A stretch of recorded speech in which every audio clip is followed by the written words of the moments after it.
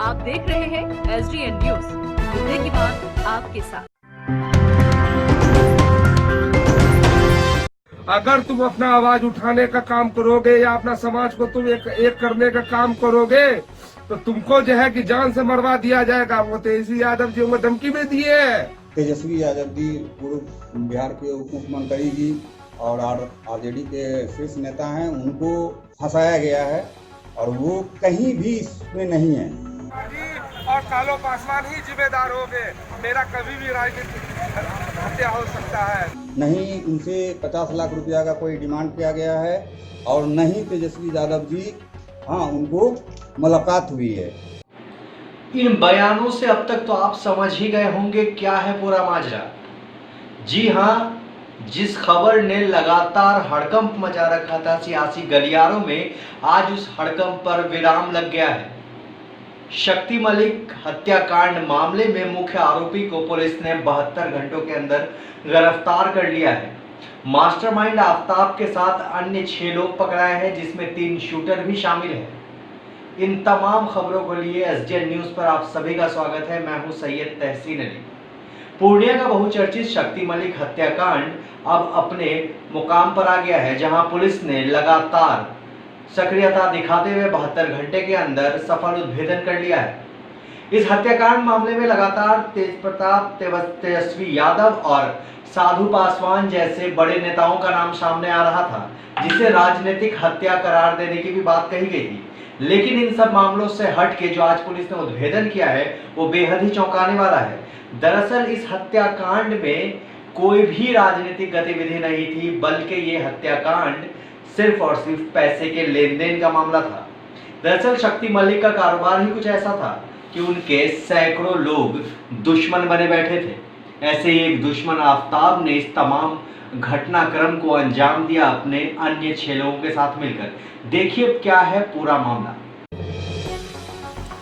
बीते 3 दिनों से राजनीतिक गलियारे में हंगामा बढ़ पड़ा है, जब राजद के बागी नेता के हत्या मामले में तेजस्वी यादव और तेजप्रताप के नाम पर प्राथमिकी दर्ज की गई।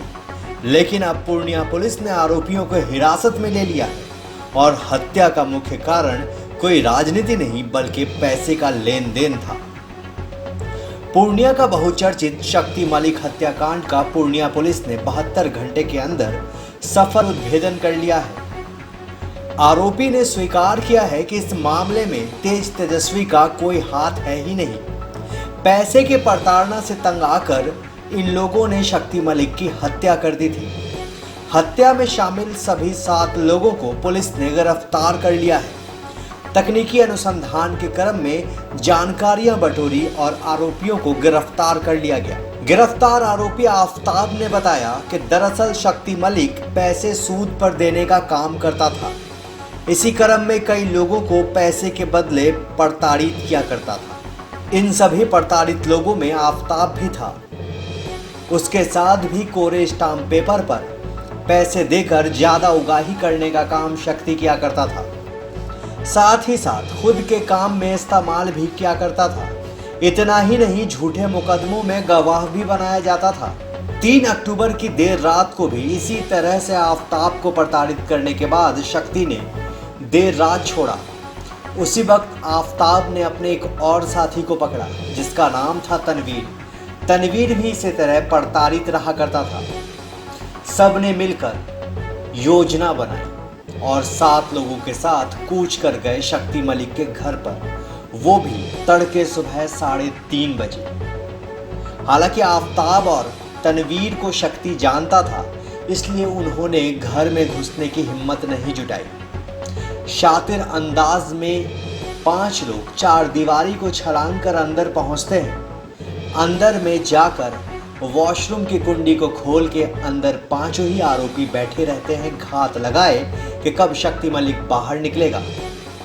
मीडिया के सामने हत्या की पूरी कहानी सुनाने के बाद मास्टरमाइंड आफ्ताब ने तमाम पहलुओं का जिक्र किया है। आफ्ताब ने बताया कि सुबह करीब 6:30 बजे के आसपास शक्ति को किस तरह से उन लोगों ने गोलियों से भून डाला।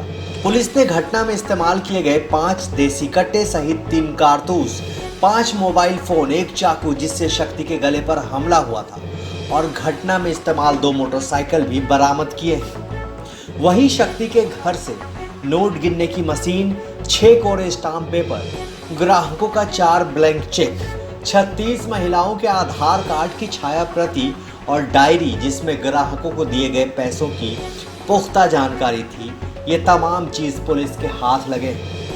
आफताब ने एक बेहद दिलचस्प चीज भी बताई है। आफताब ने मीडिया के सामने हत्या की पूरी कहानी सुनाने के बाद बताया कि इस पूरे मामले में तेज प्रताप, तेजस्वी यादव और साधु यादव जैसे सरीखे लोगों का कोई भी हाथ नहीं है। वो लोग इस केस से पूरी तरह से अनजान हैं। ये सिर्फ राजनीति में आकर अपने धंधे को चलाना चाहता था शक्ति। इस हत्याकांड में तेजस्वी यादव, तेज प्रताप और अनिल साधु सरीखे किसी भी नेता का कोई भी हाथ नहीं है।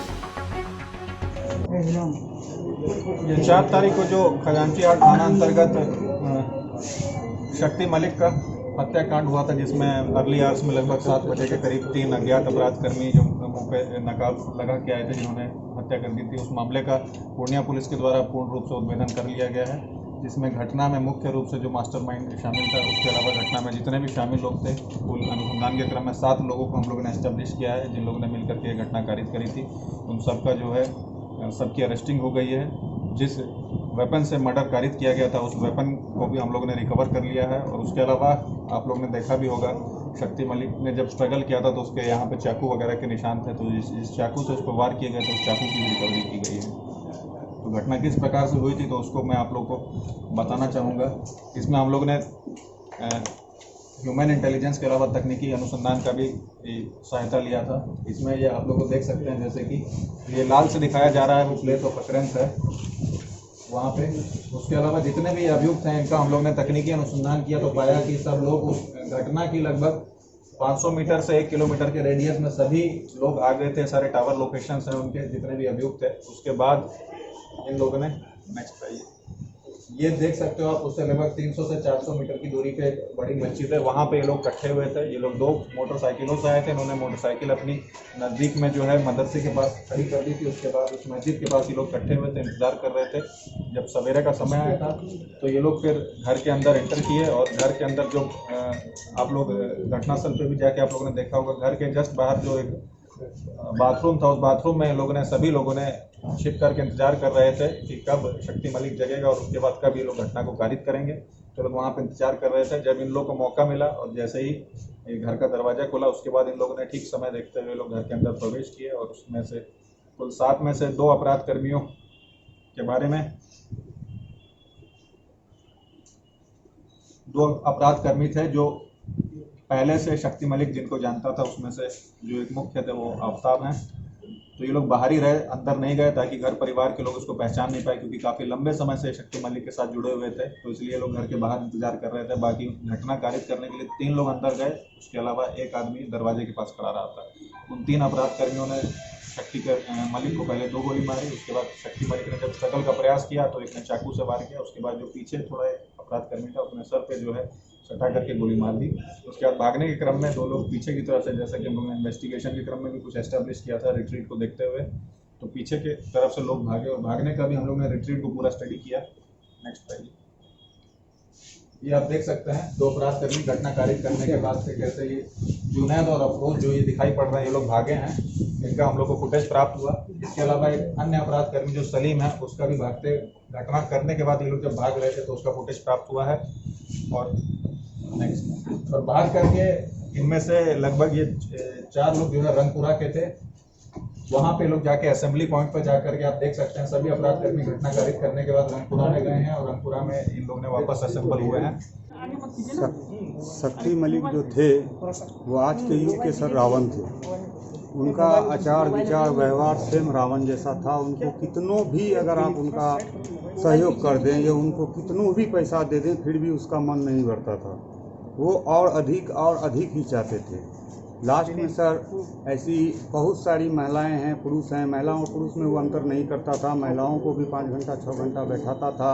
महिलाओं के साथ भी बदतमीजी मारपीट करता था। जहाँ तक एक अर्चना देवी नाम की औरत है जिनके पति का नाम चंदन गुप्ता है। वो वर्तमान में काली स्थान मंदिर के सामने रहती हैं। उनके साड़ी को खोंचा को खोल के उसको अर्धनंगन किया गया और जाके उसे बोला गया कि तुम्हें पेटीकोट और ब्रो में पैदल रोड पर भेजेंगे। उनके पति चंदन गुप्ता के ऊपर पेशाब किया गया और पेशाब करके बोले, देख लो यही है मेरा असली पहचान। आप लोगों ने घटना कारित करी, उस प्रकार उसके बाद हम लोग सर बार बार वो स्टाम्प लेकर स्टाम्प के एवज में जो पैसा दिया था सर, उससे वो मनचाहा काम करवाता था। गलत काम भी हम लोगों से करवाना चाहता था। अगर कहीं कोई मुकदमा में फंस जाता था या कहीं पर कोई बात हो जाती थी तो हम लोगों को एविडेंस के तौर पर इस्तेमाल करना चाहता था। और जहाँ तक उसको अगर जमानत में अगर कागजात की ज़रूरत होती थी या PR बॉन्ड की होती थी तो उसमें भी कागजात मांगता था। हम लोग को ना चाहते हुए भी सर मजबूरी में उनको देना पड़ता था। तो हम लोगों ने सर उनकी हत्या नहीं की है, हम लोगों ने आज के रावण का वध किया है। इसका हम लोगों को सर कोई अफसोस नहीं है।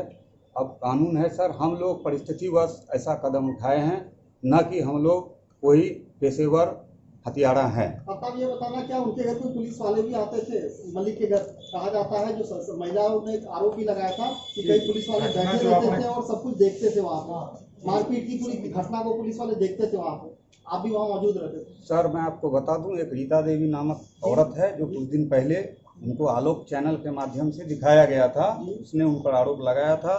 तो ये बात सत्य है, शक्ति मलिक के ऊपर महीने में कम से कम 2-3 आवेदन दे ही दिया जाता था। केहाट थाना अन्य थानों में दिया जाता था, लेकिन प्रशासन जो होते थे, वरिष्ठ पदाधिकारी की बात मैं नहीं करूंगा, जो छोटे पदाधिकारी होते थे जिनको IO का प्रभार मिलता था, वो अपने काम नहीं करके शक्ति मलिक की चमचागिरी करते थे और शक्ति मलिक के साथ मिलकर उनका साथ देते थे। और उसके एवज में जो छोटे पुलिसकर्मी होते थे, बड़े पुलिसकर्मियों से उनका कोई ताल्लुक नहीं था, लेकिन छोटे पुलिसकर्मी को वो समय मदद भी करते थे और समय पर उनको पैसा 5,000 10,000 दिया करते थे। अर्चना गुप्ता ने जब केस करके घर पे गई थी, कोई कबीर करके यहाँ पुलिस अधिकारी थे, उन्होंने क्या मलिक को बता दिया था कि आपके खिलाफ FIR किया और उस महिला को वहाँ पीटा गया? मैं आपको बता दूं कि वीरेंद्र कवि अकेले नहीं थे। जब वीरेंद्र कवि आज से साल भर आप लोगों ने कैसे कैसे कारित करी उसको बताइए। आप लोग सवाल कर बताइए, आगे बताइए।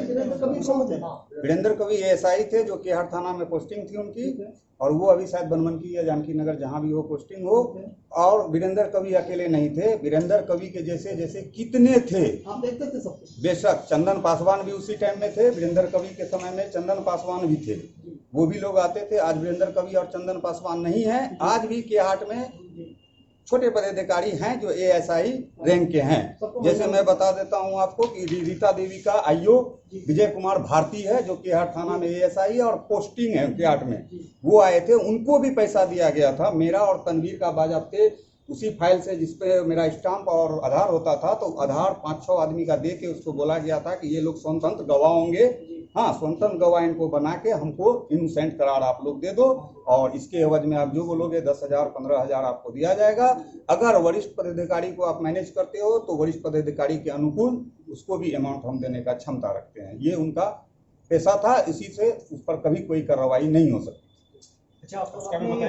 और परेशान हो चुके थे और हम लोग उसके रोज नित्य दिन कोई नई नई कहानी बनती ही रहती थी, कभी उनसे झगड़ा कभी उनसे लगड़ा, और उसमें उनके साथ हम लोगों को भी जाना पड़ता था।